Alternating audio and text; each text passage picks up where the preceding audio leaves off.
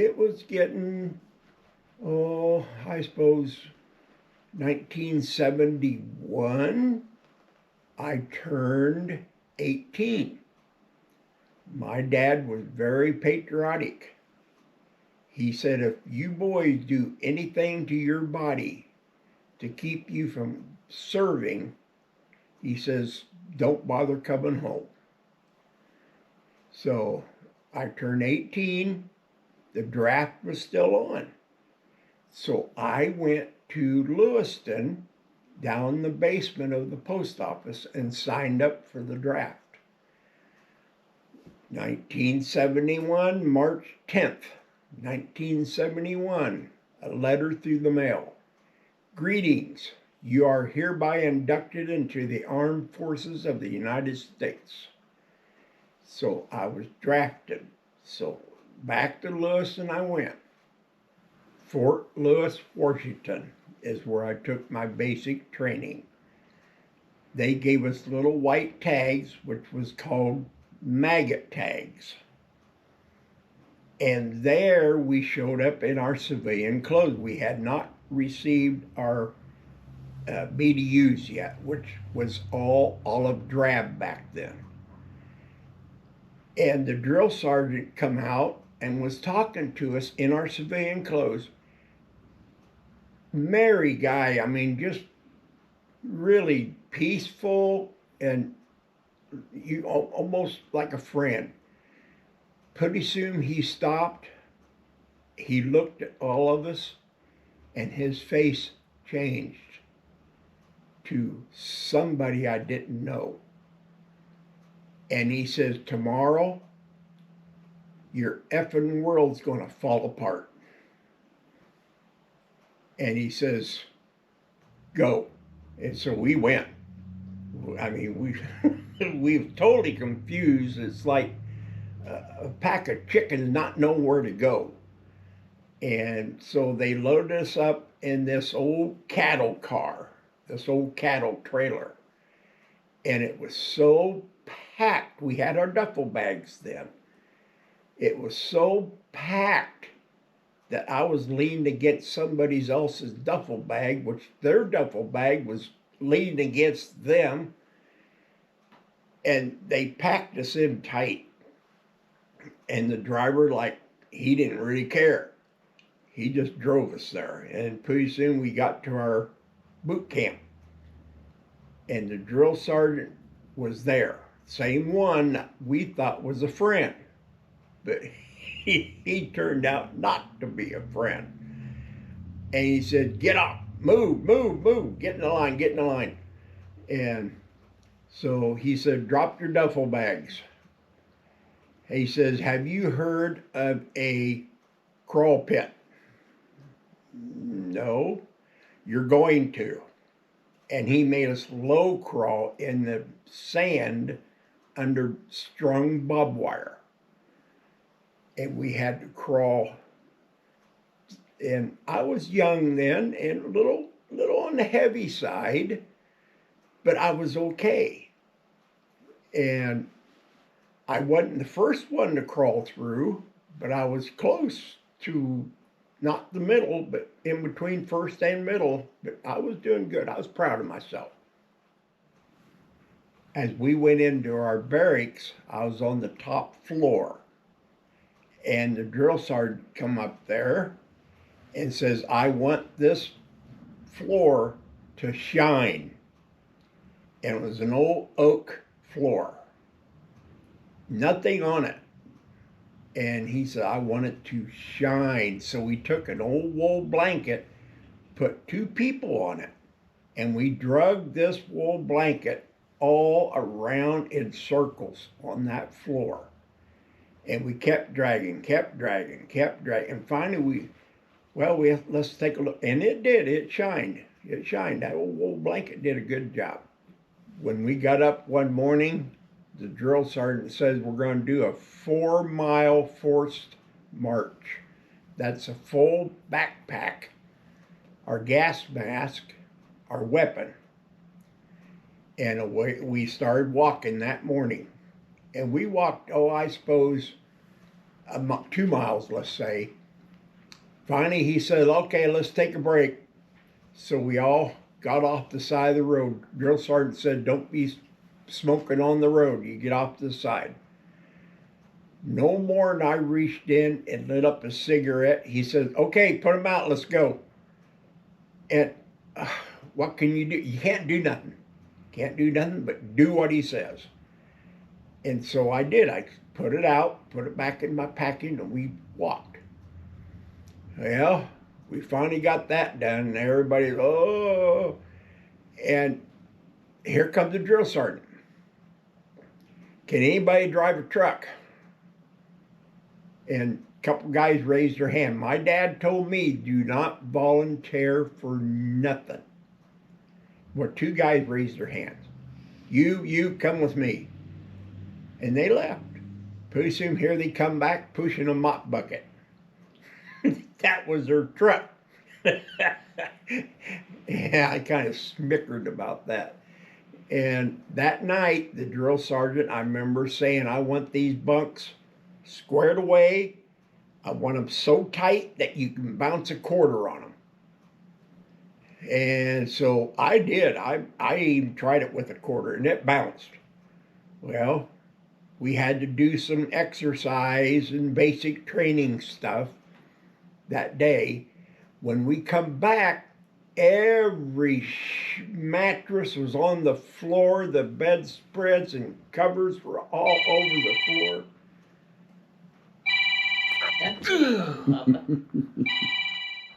I got promoted to E2 in basic training, skeeter wings, they call them. And so I went almost to the first of the line, because you got the squad leader, and then me, and then the rest of the people. And that was pretty nice, because he had the best of us, the skeeter wings people, go clean up a building where they just had a party the night before. The higher officers. So we went there, and there was a keg of beer. And we all looked at that and looked at each other and says, give it a try. So we pumped it up, and sure enough, it had beer in it. Well, when we was done, it didn't have no beer in it. I went back to the basic, or the camp, thinking, uh-oh. But the drill sergeant kind of snickered just a little bit, because he knew who he was sending. And he knew what was going to happen. So that was pretty nice. And I got recognized one time because I had to go to another mess hall away from my boot camp to clean, wash out garbage cans. And as I was washing these garbage cans outside, there went a limousine going by with a flag, a red flag, and it had a red star with a leaf cluster under it. And that is high rank. And they said, when you see something like that, you stop what you're doing and you salute. And that's what I did. And when I got back the day after that, I got praised for it, because the officer seen me do that. So that helped with my skeeter wings. Okay, we always had to go to chow. Okay, in chow, in basic training, the drill sergeant says, once you get your tray, you sit at the table. If I see anybody look up, I consider you done and you leave. You do not look up. If you want the salt or the pepper, you ask with your head down. And I remember a couple people had to leave because they looked up. But anyway, that was kind of fun. But we had to do the old monkey bars and physical training. before breakfast, before lunch, and for supper chow. We had to go through these monkey bars. And I did pretty good, even though I was carrying a little extra weight. I did pretty good. I was proud of myself again. We were standing in line for chow after we did our monkey bars. And I'm pretty sure I wasn't looking nowhere. And next thing you know, the drill sergeant was right here at my ear. Said, face forward, and startled me. But I looked straight, I thought I was, but maybe I wasn't. And his saying was, in chow line, you crowd up, make the guy in front of you smile. That was Army talk. And so we did that, and after we did a rigorous exercise, I think it was like a 2-mile run and some push-ups and some sit-ups. And then he had us go into this building, and I had to take my fatigue jacket off, put on a dress uniform coat with a dress hat. And we sat there and we took our basic training picture. And that's that photo that my wife's got in her billfold of me sitting there. After basic training, they took everybody into another building, and it was pretty much relaxed then because the drill sergeant, everybody has passed their basic training. And he became a buddy, a good buddy. He'd actually talk back to you decent. And they took us into a building, gave us some paperwork, arithmetic, mechanics, electrical stuff, and we had to take each one of those tests. Well, I maxed the maintenance because I loved working on things. Well, being how I did good, they sent me to aviation school, helicopter repair. And I had to go to Fort Rucker, Alabama, without a leave. So I went straight to Fort Rucker. And there, everybody was decent because we did done our basic training. We were actually in the service now. And the basic, the AIT they call it, Advanced Infantry Training, AIT. And they treated us decent, and I loved it. I worked on helicopters that's been worked on before. They were unflyable, but we had to tear them down and put them back together again. And I loved it. And the safety wire, we had to do the safety wire on each screw, where you had to get it real tight and then run it through the other screw and tighten it up again. That way those screws don't come undone.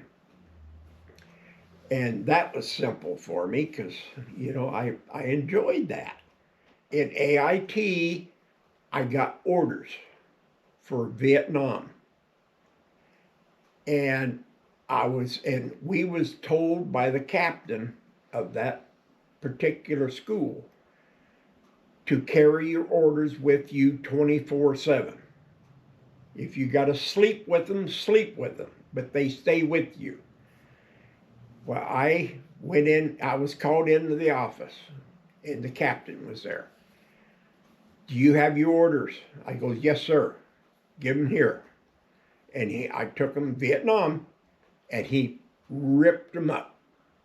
He said, you got a brother over there, don't you? I goes, yes, sir. And he says, here's your new orders. I looked at it. It said, Germany, country of Germany. Okay. So then I went on leave and visited with mom and dad, blah, blah, blah, blah. And they drove me to Peoria. And from there, we went to uh, out east somewhere. I forgot what airport. And then from there, we got on this huge jet, and they flew us all the way to Germany. And there it was okay because I was in the, it called 122. Uh, what was it? I forgot now. Anyway, that was strictly helicopter repair. And we worked in a regular hangar.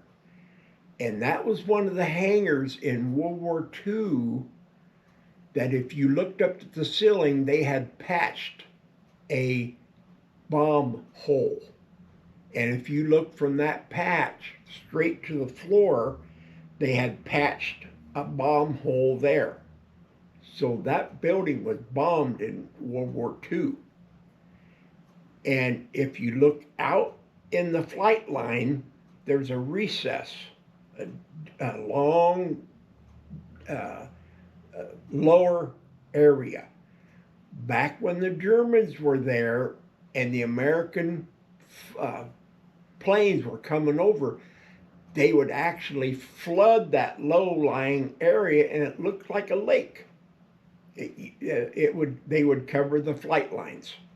It looked like a lake, and that was one of their tricks. But my MOS then was 67 V2T. 67 means the category. That's birds, helicopters. V means Victor. Victor, because that's what they displayed in Vietnam, is the V, Victor. And then the 2 means door gunner. And the T means I belong to a crewman. I'm part of a crew. If I went to Vietnam, I would have been in a crew. So let's say my crew number was 18. And orders would come down, crew 18 needs to go to this certain area. So that would be us. So I'd go and get my 50 cal and put it in the Huey, and then I would guard the Huey. And one thing about it, on these Hueys, the seat that you sit on has got a rooster plate under it. Well, a rooster plate is nothing but Kevlar. It keeps a bullet from coming up and giving you an enema. So, and that's a good thing. There at the flight line, or at the hangar, they had an old Jeep sitting way off in the corner covered with dust. I was a mechanic. I loved working on mechanics. So I asked the sergeant, what's wrong with that Jeep? He said, it don't run. I said, you care if I look at it? No, I don't care. So I was in my height of glory. So I looked at that thing, played with it and played with it. Come to find out, the distributor has a shaft that goes down in it. You pull that shaft, turn it upside down, put it, and it angles a different direction. So I put it in there, snapped it all down, got number 1 cylinder up, put it on number 1, buckled it down, cranked it over, it fired right up. Another guy, I forgot his name now, he had his flight wings. He took it over because they used to push these Huey helicopters by hand out so the owning units can fly them and test them. While pushing them out, they had a ridge they had to go over.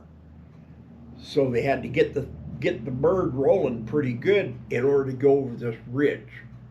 Well, this Jeep really helped because that Jeep just pulled them right on over. I was drafted, so that was a 2-year draft. I got an early out. It was April 9th, 1973. I got out. And I had a break in the service. until 1980. My brother-in-law, he's deceased now.